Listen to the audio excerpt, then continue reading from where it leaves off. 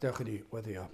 Unwaith eto o Dduw, ni'n diolch i ti am bob un cyfle i cael dod ger dy fron ac yn dod nawr trwy enw a ceiddiannau dy fab yn gwaredwr yr arglwydd Iesu Grist. Ac yn diolch i ti am bob un cyfle i alw arna ti ac i ddod i gannu dy glodydd, i ddyrchafu dy enw ac yn gofyn ti nawr wrth ni ystyried y geiriau yma y bydd ein celonnau yn llamu oddi fewn ac yn dod i'r man honno lle gallwn dweud mae ti yw pob peth i ni ac y bydde ti'n unerthu ni i dy garu di'n fwy, dy wasanaethu di'n well. O Dduw, i ni yn gofyn i ti i weithio yn ein plith yn y dyddiau tywyll yma, bydde ti'n gweithio yn rymus ynom ni ac yn ein gwlad unwaith eto. Trigar hawr ddim, i ni'n gofyn hyn oll trwy enw a ceiddiant ein harglwydd Iesu Grist. Amen. Wel, hoffwn ni edrych ar yr emyn llais hyfryd rhad ras sy'n gweiddi dihangfa.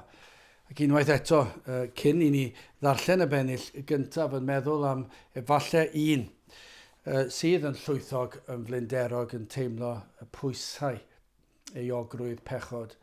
Efallai trwy ras o'r diwedd fod yr ysbryd glân wedi bod ar waith yn enaid un sydd yn gwrando eu bod nhw wedi dod i weld bod pwysigrwydd ceisio gwyneb yr arglwydd, efallai wedi troi cefn ar yr arglwydd ers sawl blwyddyn bellach, efallai wedi clywed ar efengil ac wedi wrthod efallai wedi dod yn gyfarwydd ar efengil ac ddim wedi ystyried ei oblygiadau'n llwyr.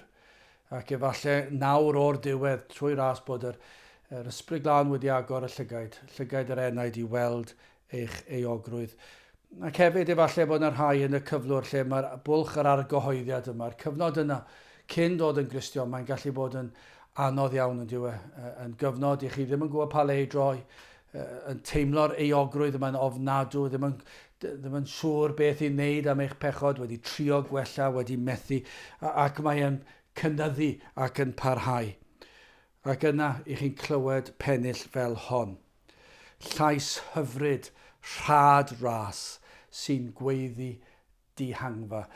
Os oes unrhyw linell mae enaid sydd yn mwlch yr argyhoeddiad yn ei glywed, pan mae'n ofni y bedd, yn ofni'r byd, yn ofni ei bechod ei hun, yn ofni'r dydd y bydd yn dod wyneb yn wyneb a'i greawdwr, yn gwybod fi'n atebolrwydd, a fod yr holl beth yma, falle'n gwrando'r pregethu'r efengil o sil i sil, ac yn gwybod dydw i ddim yn iawn gyda'r arglwydd, ac yn ofni, ac yn ddim yn gwybod pa le i droi, ac o'r diwedd i chi'n clywed bod na ddihangfa ar gael. A'i fod e'n rhad ras, gras, Duw, am ddim. Dydych chi ddim yn heiddi fe, ond dyna yw gras i ni'n gweld fan hyn, llais hyfryd, rhad ras sy'n gweiddi dihangfa yng nghlwyfau. Dyma lle mae'r dihangfa, yng nghlwyfau mab Duw, bechadur, mae'n noddfa. Dyna lle chi eisiau cuddio. Os oes unrhyw le i guddio, peidiwch am i ni trio cuddio yn eich gweithredoedd da. Chi wedi trio na falle di gweld dyw e ddim yn noddfa, dyw e ddim yn ddihangfa. Y lle i fynd yw clwyfau ar arglwydd Iesu Grist. I olchi a flendid a phechod yn hollol. Beredodd ei waed yn ffrydiau iachusol. Dyna chi anhygol. Mae'n golchi'r a flendid. Popeth drwg i chi wedi wneud, wedi feddwl, wedi ynganu, i chi wedi freuddwydio, wedi feddwl. Pob un aflendid, pob un pechod, fe redodd ei waed, pam, yn ffrydiau iachusol.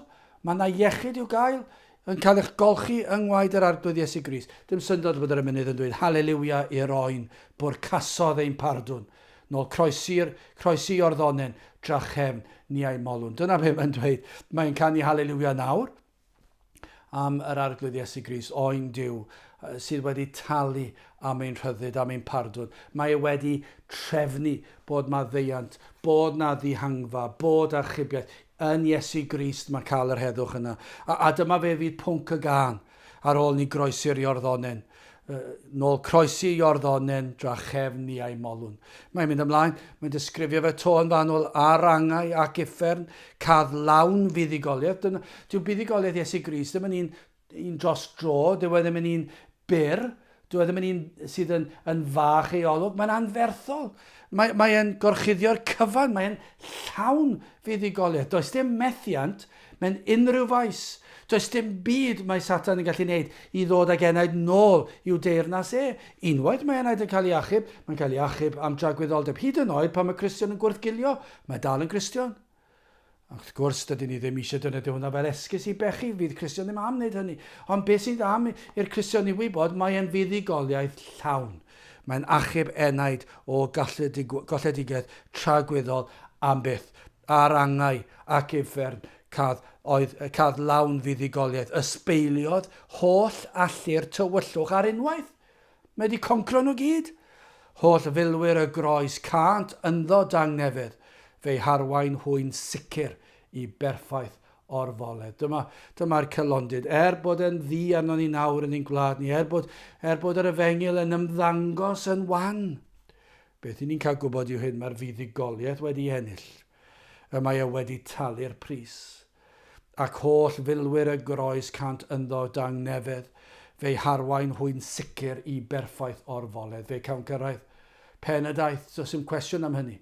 Does dim cwestiwn am y ffaith fe fydd y gwir saint yn cyrraedd tragwyddoldeb. Haleluia i'r oen, bwrcasodd ein pardwn ro croesirio ddonen, dra chefn ni a'i molwn.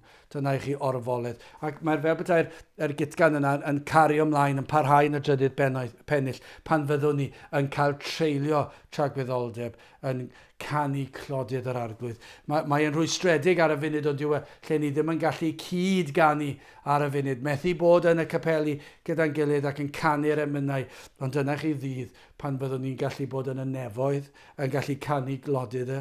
Nôl tirio yn iach i'r tawel anheddau.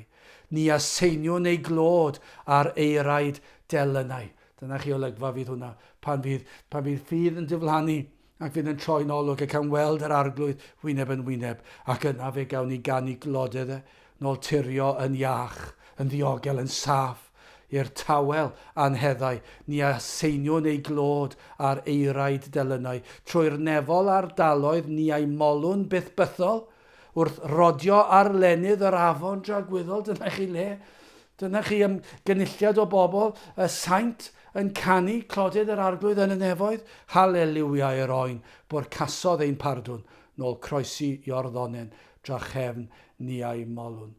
Wel, ydych chi'n gallu ymuno yn y gan yma. Dyna be fydd yn hyfryd yw dychmygu un efallai wrth ddechrau gwrando ar yr emyn yma tu allan i deyrnas yr arglwydd ac ddim yn gweld sut gall unrhyw un canu'r fath glodydd i Dduw ac i'r arglwydd Iesu Grist. Ac yna, erbyn hyn efallai trwy ras, bod nhw'n profi llais hyfryd tra dras. Ydych chi wedi profi hyn? Llais hyfryd tra dras sy'n gweiddi dihangfa, ma na ddihangfa, dewch at Grist. Dewch tra bod cyfle, tra i fod yn agos, yng nghlwyfau mab Duw bechadur maen noddfa. I olchi a flendid a phechod yn hollol, fe redodd ei waed yn ffrydiau iachusol. Haleluia i'r oen, bwrcasodd ein pardwn, nôl croesi o'r ddonen, dra chefn ni a'i molwn. Gadewch i ni weddio. O Dduw, i ni yn diolch i ti am yr arglwydd Iesu Grist, i ni yn diolch i ti am rhad ras, yn diolch am ddihangfa, yn diolch am y ffynon a gorwyd ar y groes. Yn diolch fod na faddeiant, fod golchiad, fod yna fywyd tragwyddol, fod maddeiant i'w gael. Ac yn diolch o Dduw y cawn dy weld wyneb yn wyneb rhyw ddydd ac yn gallu canu dy glodydd yn y nefoedd yn dyrchafu enw'r arglwydd Iesu Grist. Helpa ni nawr o Dduw i ni yn gweddio bydde di'n arwain rhai ata ti a droed y groes ac yn agor ei llyged i weld ei hangen ac yna yn dangos yr arglwydd Iesu Grist iddyn. Teir gweithio ni'n plith i ni'n gofyn hyn oll trwy enw ac heiddiant ein arglwydd Iesu Grist. Amen.